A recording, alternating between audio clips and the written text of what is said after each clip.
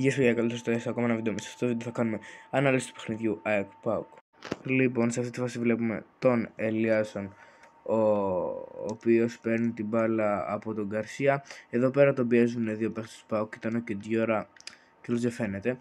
Κάνει ένα πέναλτι, δεν πρέπει να δοθεί εκεί πέρα, καθαρά τον κόβουν. Εδώ βλέπουμε τον Γκατσίνοβιτς ανάμεσα σε δύο, κάνει τα θελεδάκια στο τάρι και η μπάλα πάει έξω. Μια φάση του ΠΑΟΚ τώρα, συνεργάζονται οι παίχτες του Δικέφαλου Βορρά. Σούτ έξω από την περιοχή, γλιστράει ευτυχώς ο Σντόεφ. Ήταν αυτός, δεν είδα ποιος ήταν. Ο Στανκοβιτς και πιάνει χαλαρά.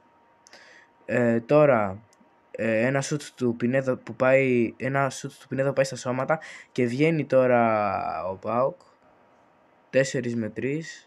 Αλλά δείτε τον Πινέδα πως έβγει και παίρνει κεφαλιά. Και αν δεν ήταν αυτός, τώρα θα βρισκόμασταν πίσω στο σκορ, γιατί ο Ζίβκοβιτς ήταν έτοιμος για το σούτ. Ο Μέιτε τώρα παίρνει μπαλαμένη όρθωση ανάμεσα από δύο σουτάρια από δύσκολη γωνία. Ο Στανκοβιτς βρίσκεται εκεί, αλλά μετά υποδείχτηκε σε θέση offside, όπως θα δούμε κάπου εδώ πέρα. Ήταν καθαρός, δεν χρειάζεται να βάλω γραμμές, είναι προφανές. Εδώ ξαναβλέπουμε τη φάση του Μέιτε που περνάει το τάκλινγκ του Γιόνσον και σουτάρει, χωρίς στόχο βέβαια. Η φάση του γκολ, ο Γκαρσία φεύγει, τη σπάει στον Ελιάσον. Εκείνος με ένα δύσκολο σουτ ανοίγει το σκορ για την ΑΕΚ και το 1-0 στο 47ο λεπτό είναι γεγονός. Βλέπουμε εδώ το replay, δεν είναι κανένα offside. Το back του ΠΑΟΚ τον καλύπτει τον Γκαρσία και ούτε αυτό είναι offside, γιατί η μπάλα ήταν πιο μπροστά από τον Ελιάσον και το 1-0. Εδώ βλέπουμε μια φάση που συμμετέχει ο Ζίβκοβιτς, ο οποίος εδώ ζητάει χέρι για τον Στάνκοβιτς που ήταν εκτός περιοχής. Τώρα αναρωτιέμαι αν ο Ζίβκοβιτς θέλει γυαλιά, γιατί φαίνεται από τις εξέδρες ότι δεν είναι χέρι αυτό. Εδώ θα δούμε την άχαστη φάση του Σαμάτα, που γίνεται ένα φάουλ που κάνει ο Ζίβκοβιτς και ο Σαμάτα κάνει ένα άστοχο σουτ και το στέλνει σε out, και έτσι η ΑΕΚ παραμένει μπροστά στο σκορ. Πάμε να δούμε τη φάση που διαμαρτυρήθηκαν οι παίχτες του ΠΑΟΚ για χέρι του Β' και έπρεπε να φύγει από το παιχνίδι με κόκκινη κάρτα. Βλέπουμε ότι το μαζεύει το χέρι του. Ούτως ή άλλως ο Τάισον στέλνει την μπάλα στο χέρι του. Β' ήταν σε κανονική θέση, οπότε δεν έπρεπε να δοθεί για κόκκινη. Εδώ βλέπουμε μια φάση που αναπτύσσει ο ΠΑΟΚ. Ο Σντόεφ βλέπουμε να περνάει τον Πίλιο, τον παίρνει αλλά εκείνο βράχος ο Στάνκοβιτς και απομακρύνει σε κόρνερ.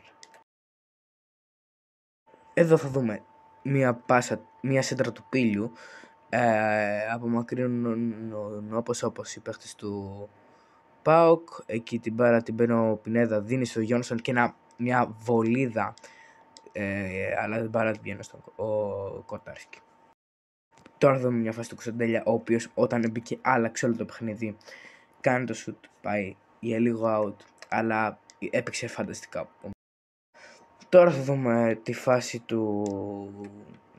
του δοκαριού του ΠΑΟΚ.